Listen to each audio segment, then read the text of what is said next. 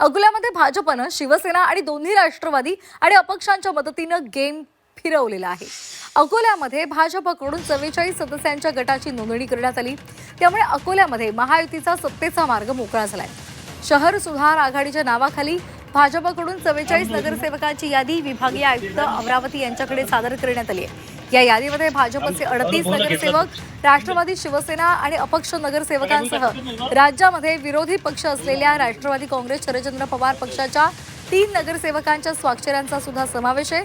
Zee 24 तासांना आठवड्याभर आधीच भाजपनं राष्ट्रवादी काँग्रेस, शरदचंद्र पवार पक्षाची सत्ता स्थापनेसाठी बोलणी सुरू असल्याची बातमी ही दाखवलेली होती। अखेर त्या बातमीवर आता शिक्कामोर्तब झालंय।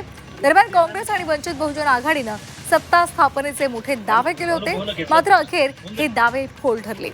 भाजप अकोला महानगरपालिकेमध्ये सत्ता स्थापन करणार असल्याचं आता स्पष्ट झालंय। जनता पक्ष आणि मित्र पक्षाची सत्ता महानगरपालिकेत येणार आहे, त्याच्याबद्दल कोणी शंका बाळगू नये। 38 सदस्य आपले आहेत।